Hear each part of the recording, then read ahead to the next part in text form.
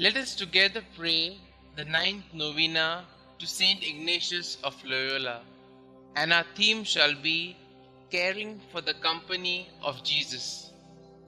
In the name of the Father, and of the Son, and of the Holy Spirit. Amen. Introduction.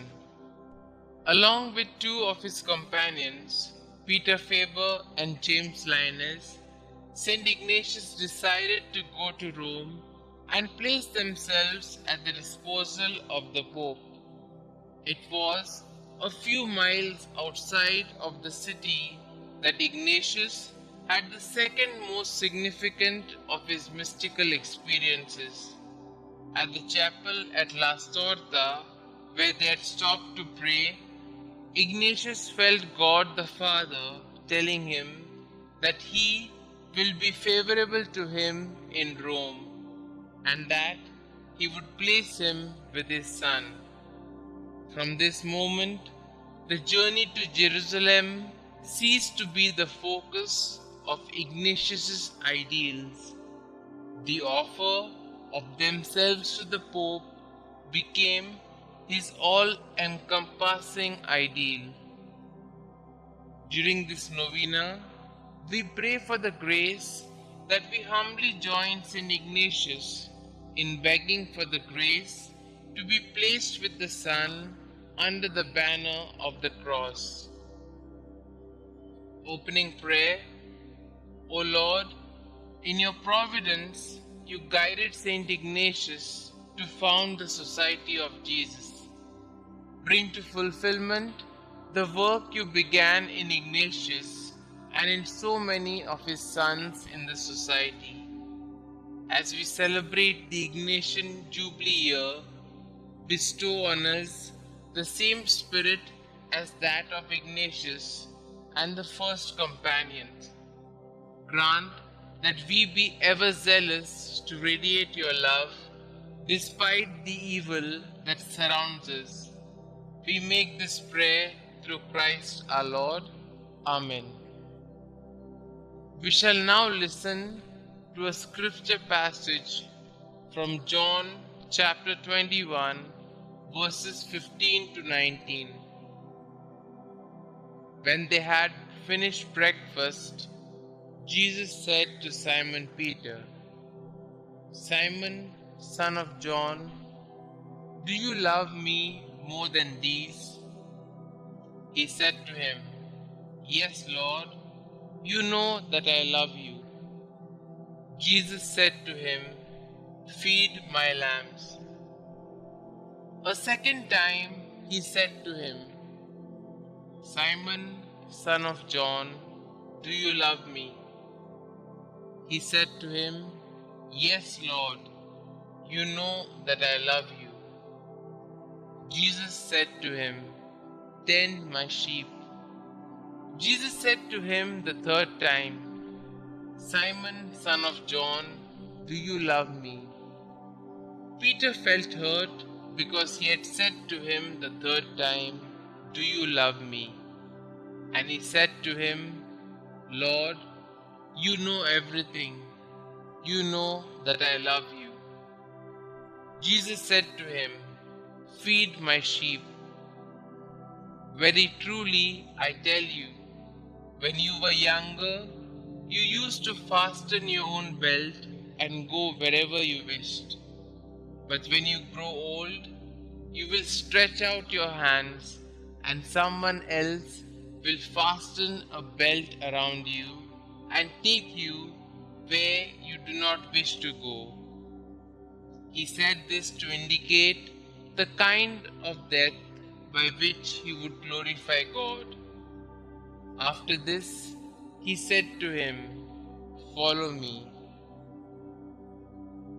We shall spend a few moments in silence, reflecting on the passage and also on the life of Ignatius, asking the Lord to also give us the grace to be placed with the Son under the banner of the cross.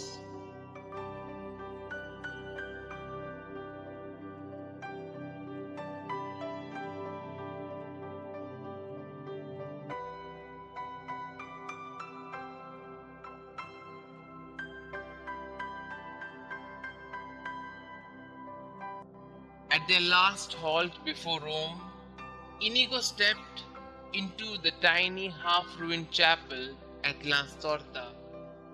Once more, he revealed to his divine master all that occupied his mind and heart.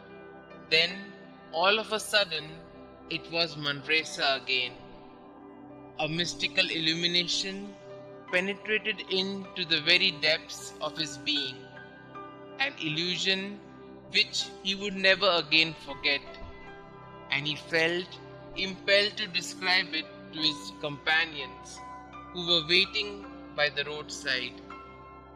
Linus would later write, "He told me that it was as if God the Father had impressed these words on his heart: 'I will be favorable to you in Rome.'" Since our father did not understand what the words would signify, he added, "I do not know what will happen to us. Perhaps we shall be crucified in Rome." Then he said it seemed to him as if he beheld Christ with the cross on his shoulder, and by his side the eternal Father, who thus spoke to his Son, "I desire you to take this man as your servant." Jesus accepted him with the words, "It is my will that you serve us." Consequently, he had an immense devotion to the name of Jesus and desired his company to be named the Society of Jesus. Let us spend a few moments in silence and place our prayers and petitions before the Lord.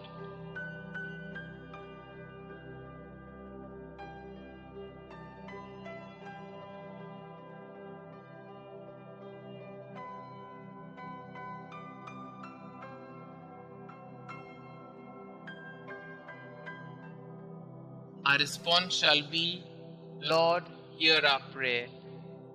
Over the centuries, many men and women are served and are serving under the banner of the cross on God's mission, which was entrusted to St Ignatius near Rome. We pray that God bestow plentiful grace on these laborers of God's mission. For this we pray, Lord, hear our prayer. Let us pray for the Superior General, that as the world goes through turmoil and helplessness, he discern what is better for the Catholic Church and the Society of Jesus in these critical times. For this we pray, Lord, hear our prayer. Ignatius gave us a tool of discernment to identify God's gift to each of us. We pray that all the faithful get assistance from priests and religious sisters to discern God's gift and plan for them. For this we pray, Lord, hear our prayer. St Ignatius prayed fervently and insistently to be placed with the Son, and his prayer was granted. May God grant the same grace to the whole Society of Jesus. For this we pray, Lord, hear our prayer. That God give us the grace to know His presence in our everyday lives, to know Him as a constant companion in times of loneliness, sadness, suffering, and uncertainty. For this we pray, Lord, hear our prayer. Our Father who art in heaven, hallowed be thy name. Thy kingdom come, thy will be done, on earth as it is in heaven. Give us this day our daily bread, and forgive us our trespasses, as we forgive those who trespass against us. And lead us not into temptation, but deliver us from all evil. Hail Mary, full of grace, the Lord is with you. Blessed are you amongst women, and blessed is the fruit of thy womb, Jesus. Holy Mary, Mother of God, pray for us sinners, now and at the hour of our death. Amen. Concluding prayer. O God, for the greater glory of your name, you chose St Ignatius to be your servant, to labor for Christ and your church under the banner of the cross. Grant us the grace of being his sons in the society that bears your son's name, that through the help and example of our Father Ignatius, we may spend our lives on earth for the cause of faith and justice. We ask this through Christ our Lord. Amen. Glory be to the Father, and to the Son, and to the Holy Spirit, as it was in the beginning, is now, and ever shall be, world without end. Amen.